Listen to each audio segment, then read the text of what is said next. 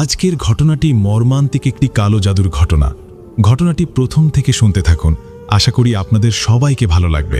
তো চলুন দেরি না করে শুরু করা যাক। অভিশপ্ত কাফন, কালো জাদু। গ্রামের শেষ প্রান্তে রহিমা বিবির বাড়িটি এক শান্তিময় নীড়।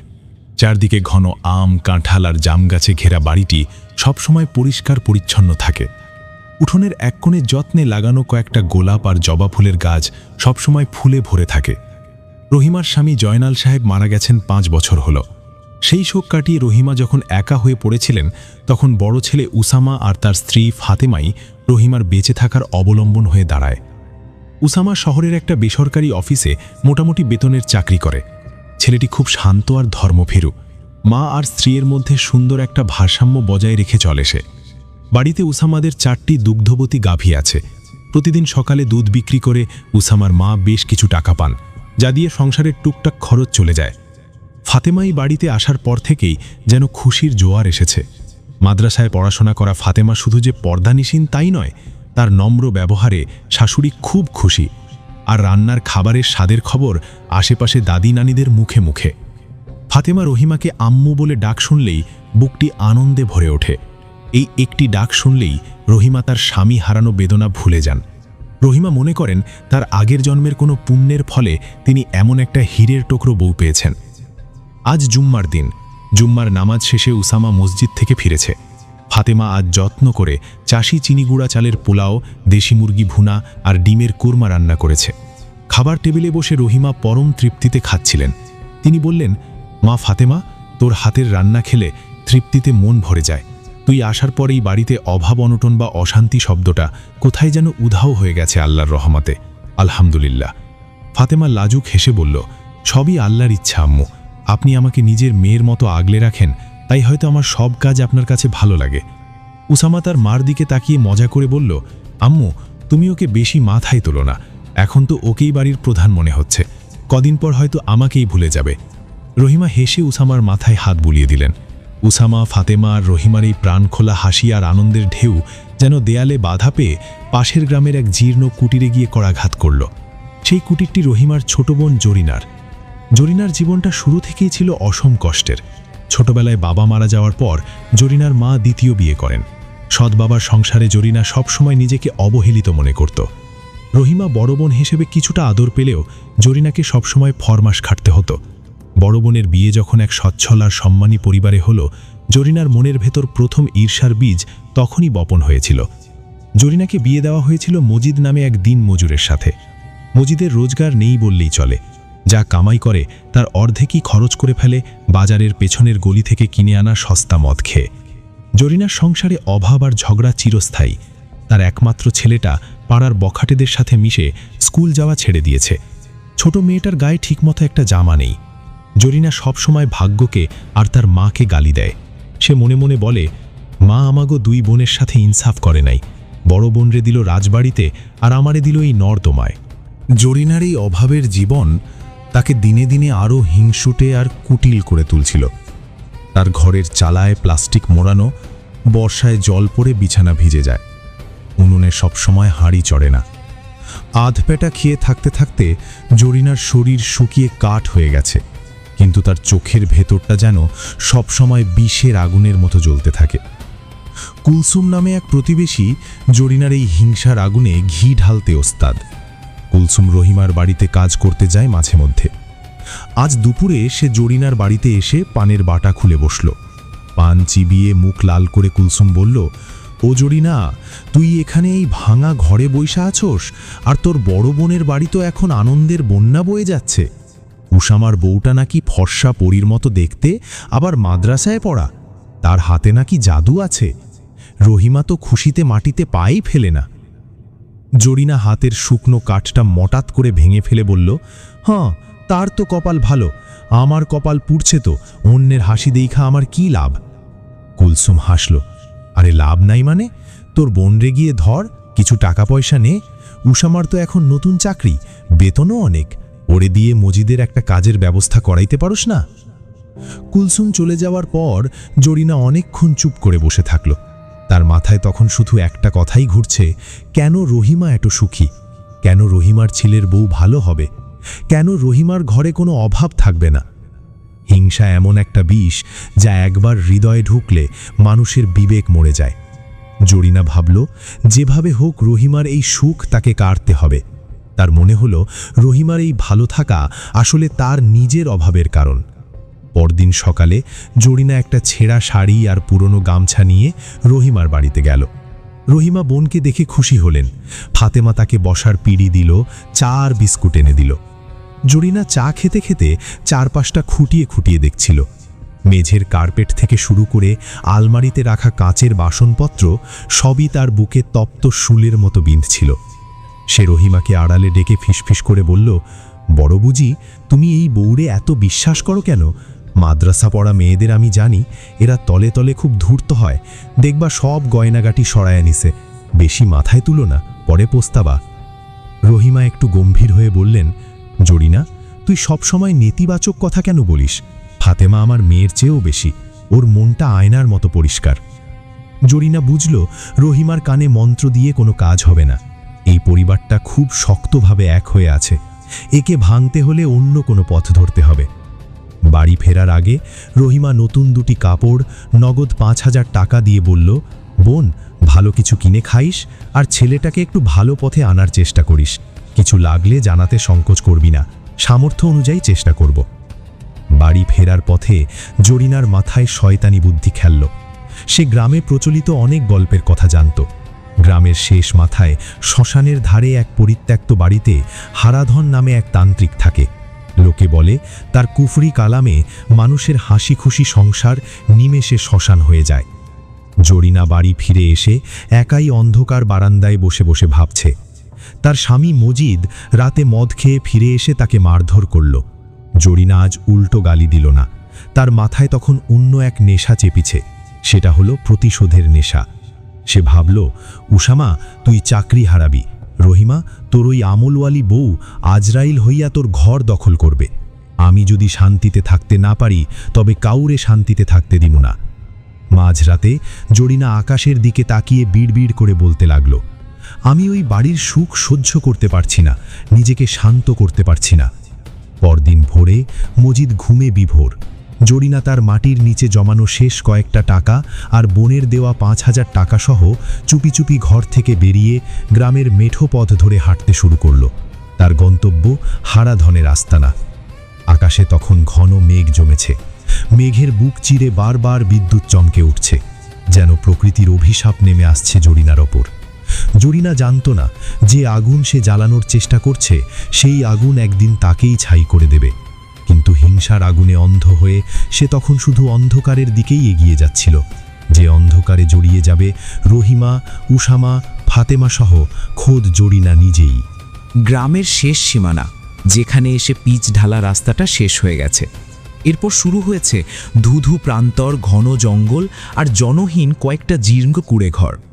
গ্রামের মানুষ এই পথে দিনের বেলাতেও একা আসতে ভয় পায়।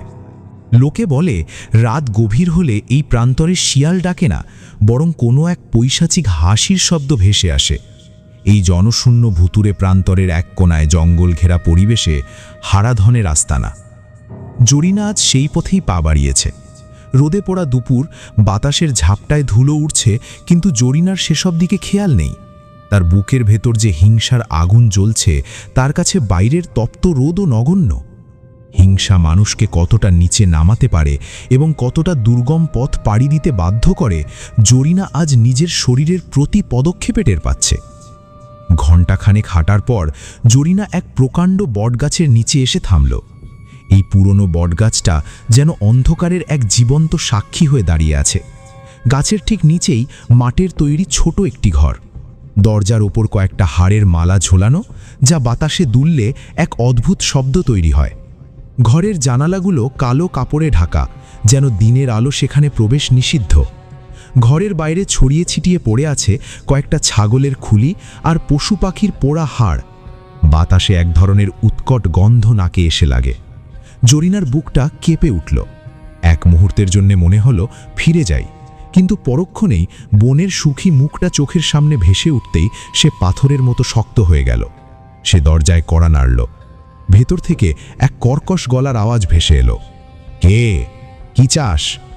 জরিনা গলা পরিষ্কার করে বলল, আমি জরিনা, বড় বিপদে পড়ে আসছি। দরজাটা মরমর শব্দে খুলে গেল। বেরিয়ে এলো হারাধন তান্ত্রিক। বয়স 50-এর কাছাকাছি, গায়ের রং মিশমিশে কালো আর চোখ দুটো স্থির। পরনে ময়লা একটা লুঙ্গি, গলার হাড়ের মালা আর তাবিজ তাকে বিভৎস করে তুলেছে। দাঁতের ফাঁক দিয়ে পানের লাল রস কষ বেয়ে চিবুক পর্যন্ত গড়িয়ে পড়ছে। জরিনাকে দেখে সে এক বিকৃত হাসি দিল। তোর হিংসার গন্ধ অনেক দূর থাইকা পাইছি রে বেটি।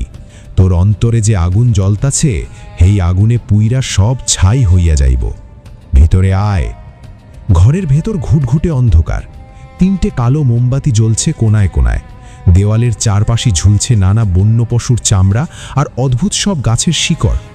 একদিকের তাকে কয়েকটা কাঁচের বয়ামে হলুদ রঙের অস্বচ্ছ তরল রাখা। ঘরের এক কোনায় একটা বড় লাল চোখের কালো মোরগ বাঁধা, যা অস্থির হয়ে মাঝে মাঝে ডানা ঝাপটাচ্ছে।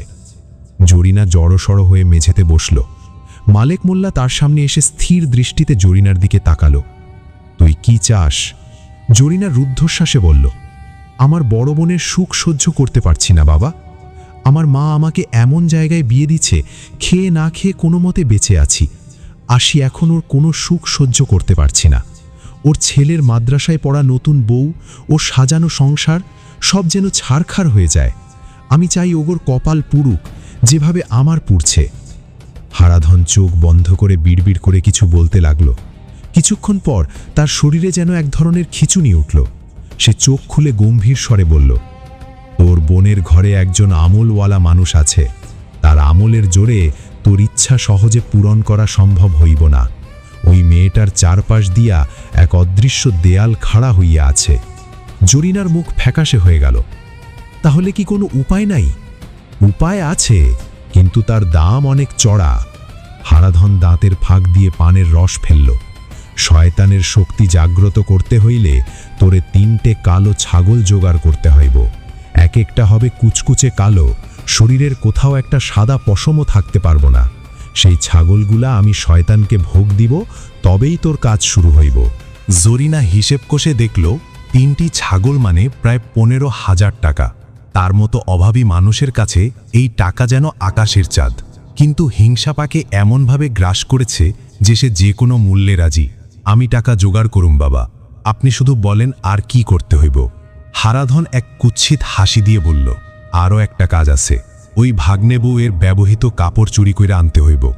বিশেষ কইরা তার শরীরের সাথে লাইগা থাকে এমন অন্তর্বাস আনতে পারলে জাদুর বিষ শরীরের গভীরে ঢুইকা যাইবে মুহূর্তে।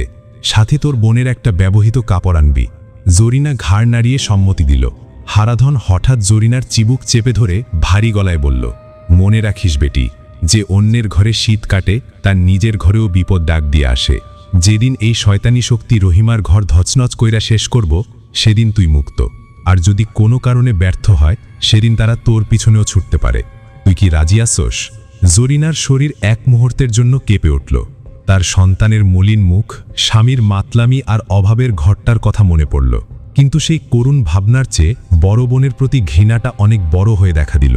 সে দাঁত চেপে বলল, হ্যাঁ আমি রাজি, আমার কিছু হইলে হইব, কিন্তু ওদের ধ্বংস আমি নিজের চোখে দেইখা মরতে চাই। পরের কয়েকটা দিন জরিনা টাকা জোগাড় করার জন্য যেন উন্মাদ হয়ে গেল। বোনের দেয়া 5,000 টাকা তার কাছে, রহিমার কাছে যে মিথ্যা বলে আরও 5,000 টাকা আনল সে। বাকি 5,000 টাকা বাড়ির কিছু জিনিস বিক্রি ও কিছু টাকা ধার দেনা করে টাকা ম্যানেজ করল। অবশেষে সপ্তাহখানেক পর সে 3টি কালো ছাগল নিয়ে হারাধনের আস্তানায় হাজির হল। সেদিন সন্ধ্যায় হারাধন বটগাছের নিচে আগুন জ্বালিয়ে এক একে 3টি ছাগল বলি দিল। হারাধন এক অদ্ভুত ভাষায় মন্ত্র জপতে লাগল, যা শুনে জরিনার গায়ের লোম খাড়া হয়ে যাচ্ছিল। ছাগলের মাথাগুলো বটগাছের উঁচু ডালে ঝুলিয়ে দেয়া হলো শয়তানি শক্তির নজরানা হিসেবে। হারাধন এসে হাঁপাতে হাঁপাতে বলল, আধা কাজ শেষ, এখন ওই ব্যবহৃত কাপড়গুলা নিয়ে আয়। কাপড় না পাইলে এই রক্ত বৃথা যাইব। পরদিন সকালে জরিনা বোনের বাড়িতে আবার বেড়াতে গেল। রহিমা তখন উঠোনে ধান শুকোচ্ছিলেন। জরিনাকে দেখে তিনি অবাক হলেন। কিরে জরিনা, কোনো সমস্যা হয়েছে নাকি বোন? গত পরশুই তো এলি। জরিনা কপট আদুরে গলায় বলল, মনটা বড় অস্থির লাগতাছিল বড় বুঝি, একা থাকতে ভালো লাগে না, তাই ভাবলাম তোমার সাথে 2টা কথা কইয়া যাই। ফাতেমা যথারীতি তাকে আদর যত্ন করল। জরিনা সারাটা দিন ওত পেতে রইল সুযোগের। দুপুরে খাওয়া দাওয়ার পর যখন সবাই একটু বিশ্রামে গেল, তখনই জরিনা তার আসল কাজ শুরু করল। ফাতেমা তখন গোসলখানায় ছিল। রহিমা রান্নাঘরে থালা বাসন পরিষ্কার করছিলেন। সেই সুযোগে জরিনা চোরের মতো রহিমার ঘরে ঢোকে আলমারি থেকে তার ব্যবহৃত একটি পুরনো শাড়ি আর দড়ি থেকে ফাতেমার একটি অন্তর্বাস দ্রুত নিজের ব্যাগে ভরে রাখল।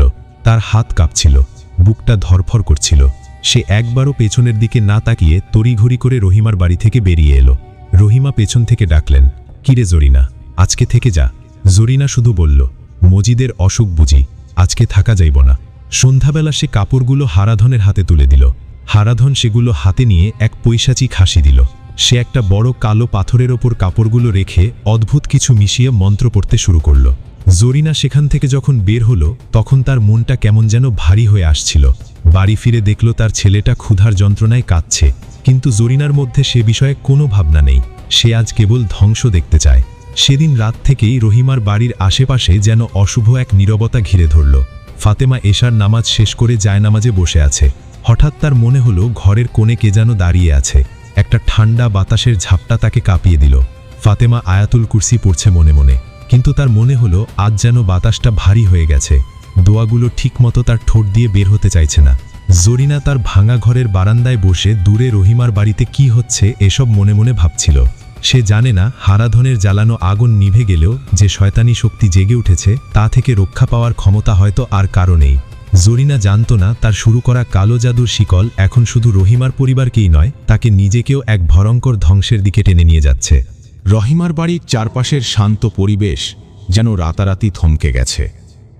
কিছুদিন আগেও মসজিদ থেকে ভেসে আসা সুমধুর ফজরের আজান আর পাখির কিচিরমিচিরে ঘুম ভাঙত, আর এখন সেই ভোরের বাতাস কেমন যেন ভারী আর নিস্তব্ধ হয়ে গেছে।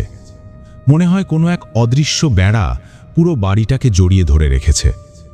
বাড়ির আশপাশের কুকুরগুলো অকারণে মাঝরাতে একটানা ডাকতেই থাকে, যা শুনে রহিমার বুকের ভেতরটা হিম হয়ে যায়। ফাতেমা এই পরিবর্তনটা প্রথম দিন থেকেই টের পাচ্ছিল। সে মাদ্রাসার ছাত্রী, জিন ক্ষতির বিষয়গুলো নিয়ে তার কিছুটা জানাশোনা আছে। তার মন বলছে তাদের ওপর কোনো এক অশুভ ছায়া ভর করার চেষ্টা করছে, কিন্তু সে এখনই ভালোভাবে না জেনে উসামাকে কিছু বলে আতঙ্কিত করতে চায় না। সে শুধু নিজের ইবাদত ও আমল বাড়িয়ে দিল। তাহাজ্জুদের নামাজে কান্নাকাটি করে আল্লাহর সাহায্য চায়, আর সারাটা দিন তার ঠোঁট নড়তে থাকে। আয়াতুল কুরসি, 3 কুল আর দরুদ শরীফ পাঠে সে নিজেকে ব্যস্ত রাখে। মাঝে মাঝে বলে ওঠে, আল্লাহুম্মা আজিরনি মিনান নার। মাঝে মাঝে সে পড়ে, আল্লাহুম্মা ইন্নি আউযুবিকা মিন জাহদিল বালাই ওয়া দারাকিস শাকাই ওয়া সুইল কাদাই ওয়া শামাতাতিল আদাই। রহিমা বিবি সারাদিন তসবিহ হাতে বসে থাকেন, কিন্তু তার মনের মাঝে ভয় বেড়েছে। রাত হলেই তার মনে হয় ঘরের দরজার ওপাশে কে যেন দাঁড়িয়ে ফিসফিস করে কথা বলছে। সেই ভাষা মানুষের নয়, যেন কোনো আদিম অশুভ শক্তির চাপা গোঙানি। রহিমার শোবার ঘরের টিনের চালে মাঝে মধ্যে সশব্দে ঢিল পড়ার আওয়াজ হয়, কিন্তু বাইরে গিয়ে কাউকে দেখা যায় না। এক রাতে উসামা সহ্য না করে লাঠি হাতে ঘর থেকে বের হবার প্রস্তুতি নিচ্ছে। তার চোখে মুখে চাপা রাগ আর বিরক্তি। আম্মু, আমি আর সহ্য করতে পারছি না, আজ দেখব কে এই শয়তানি করছে। নিশ্চয়ই গ্রামের কোনো বখাটে ছেলে টিনের চালে ঢিল ছুটছে। ফাতেমা শক্ত করে উসামার হাত চেপে ধরল। তার চোখের দৃষ্টিতে এক ধরনের তেজ। সে শান্ত গলায় বললে, উসামা, বাইরে যেও না। আমার ওস্তাদ বলতেন, যখন বাতাস ভারী মনে হয় তখন আমলের পরিমাণ বাড়াও, আল্লাহর নাম নাও, 3 কুল পড়ো। উসামা আত্মস্বরে বলল, তুমি কি আমাকে ভীরু মনে করো? আমি পুরুষ মানুষ, ঘর রক্ষা করার দায়িত্ব আমার। ফাতেমা ধীর স্থিরভাবে দরজায় হেলান দিয়ে দাঁড়িয়ে বলল, পুরুষত্ব মানে শুধু গায়ের জোর নয় ওসামা। আসল সাহস হলো বিপদের সময় আল্লাহর উপর ভরসা রাখা। দয়া করে বসো, আমার কথা ভেবে হলেও প্লিজ বাইরে যেও না প্রিয় হাবি। উসামা শেষ পর্যন্ত ফাতেমার জেদের কাছে হার মানল। দুজনে মিলে সারা রাত কোরআন তিলাওয়াত করল। অদ্ভুত ব্যাপার, উসামা যখন উঁচু স্বরে কোরআন পড়া শুরু করল, বাইরে ঢিল পড়ার শব্দটা মুহূর্তেই থেমে গেল। উসামা অবাক হয়ে ফাতেমার দিকে তাকিয়ে রইল। সে জানত না তার স্ত্রী এতটা মানসিক ও ইসলামিক জ্ঞানের অধিকারী। দুপুরবেলা দূরের মসজিদ থেকে জোহরের আজানের সুমধুর সুর শেষ হয়েছে। আজ একটাও বাতাস নেই, আবহাওয়া প্রচুর গরম, গাছের একটা পাতাও নড়ছে না। রহিমা উঠানের এক কোণে বসে নিবিষ্ট মনে পুকুর পাড় থেকে তুলে আনা ডাঁটা শাক পরিষ্কার করছিলেন।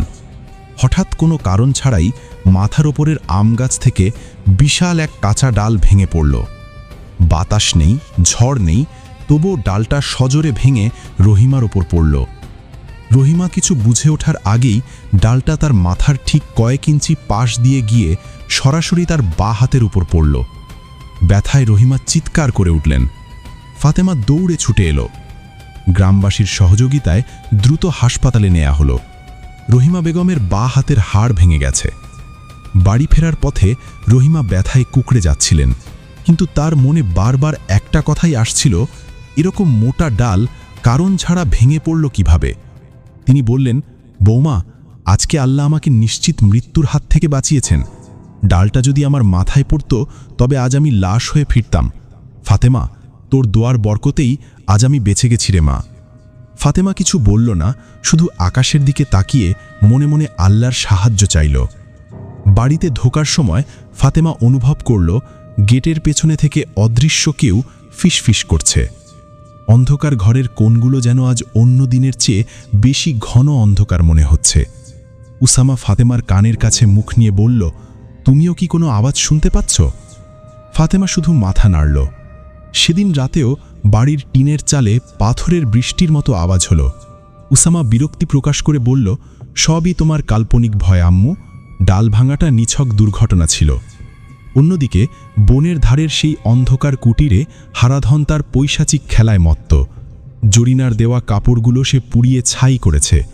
সেই ছাই একটি মাটির পাত্রে রাখার রক্তের সাথে মিশিয়ে সে বীভৎস সব মন্ত্র জপছে। হারাধনের চোখ দুটো এখন জবা ফুলের মতো লাল। সে দাঁতের ফাঁক দিয়ে লাল পানের রস ফেলতে ফেলতে হাসছে। সে একটি কালো পুতুলের গায়ে সুই বিধিয়ে বলছিল, হা হা হা হা, আমলওয়ালি মেয়েটা যতই চেষ্টা করুক, আমার জাদুর শিকল তাকেও একদিন আষ্টে পিষ্টে বেঁধে ফেলবে।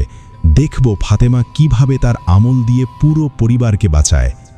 হারাধন 3টি ছাগলের রক্ত দিয়ে বৃত্ত এঁকে তার ভেতরে বসে আছে। সে জানে ফাতেমার আমল তার জাদুকে বারবার বাধা দিচ্ছে, তাই সে এখন শয়তানি শক্তিকে আরও তীব্র করার জন্য মানুষের নাপাক জিনিসের সাহায্য নিচ্ছে। রহিমা হাত ভাঙার দ্বিতীয় দিন, এশার নামাজের ওয়াক্ত। ফাতেমা পরম নিষ্ঠার সাথে জায়নামাজে বসে তিলাবাত করছে। ঠিক সেই মুহূর্তে রহিমার ঘর থেকে এক অসহ্য পচা গন্ধ বের হতে শুরু করল। পচা মাংসের মতো সেই উৎকট গন্ধ নিমিষেই সারা বাড়িতে ছড়িয়ে পড়ল। রহিমা চিৎকার করে উঠলেন, বউ, ও বউ, আমার ঘরে কে যেন ঢুকেছে, আমাকে বাঁচা। ফাতেমা বিসমিল্লা বলে জায়নামাজ থেকে উঠল। সে মনে মনে আয়াতুল কুরসি পড়তে পড়তে রহিমার ঘরে ঢুকল। ঘরের ভেতর ধোঁয়াশা নেই, কিন্তু সেই পচা গন্ধটা ফাতেমার দম আটকে যাচ্ছিল। সে দমে না গিয়ে উচ্চস্বরে দোয়া পড়ল। কয়েক সেকেন্ডের মধ্যে সেই পচা গন্ধটা কর্পূরের মতো উবে গেল। রহিমা ভয়ে ফাতেমাকে জড়িয়ে ধরলেন। ফাতেমা শাশুড়ির মাথায় হাত বুলিয়ে দিতে দিতে ভাবতে লাগল, তার মাথায় হঠাৎ একটা দৃশ্য ভেসে উঠল। গত সপ্তাহে জরিনা খালা যাওয়ার পর ফাতেমা তার একটি ব্যক্তিগত কাপড় খুঁজে পায়নি। তখন সে ভেবেছিল হয়তো কোথাও পড়ে আছে, কিন্তু তার মনের মাঝে একটা সন্দেহ দানা বাঁধতে লাগল। ফাতেমার মনে হচ্ছে এই সর্বনাশের পেছনে ছোট খালার হাত থাকতে পারে, কিন্তু নিশ্চিত না হয়ে সে কাউকে কিছু বলবে না। সে স্থির করল কাল সকালেই সে তার উস্তাদ মাওলানা ফয়জুল্লাহকে ফোন দিয়ে সব জানাবেন, কারণ এই অন্ধকার এখন তাদের হাতের নাগালের বাইরে চলে যাচ্ছে। ফাতেমার ঈমান আর হারাধনের কুফুরির মধ্যে এখন এক মরণপণ লড়াই শুরু হতে যাচ্ছে। ফাতেমা জানে সামনে আরও ভয়াবহ রাত আসছে, কিন্তু তার মুখে একটিই কথা, হাসবুনাল্লাহু ওয়া নিয়ামাল ওয়াকিল। এই এক বাক্যই তার একমাত্র ভরসা। অভিশপ্ত কাফন, কালো জাদির ঘটনা 1 থেকে 3 পর্ব পর্যন্ত আপনারা শুনলেন। এর পরের পর্বগুলো শোনার জন্য আমাদের চ্যানেলটি সাবস্ক্রাইব করুন। ধন্যবাদ সবাইকে। আসসালামু আলাইকুম।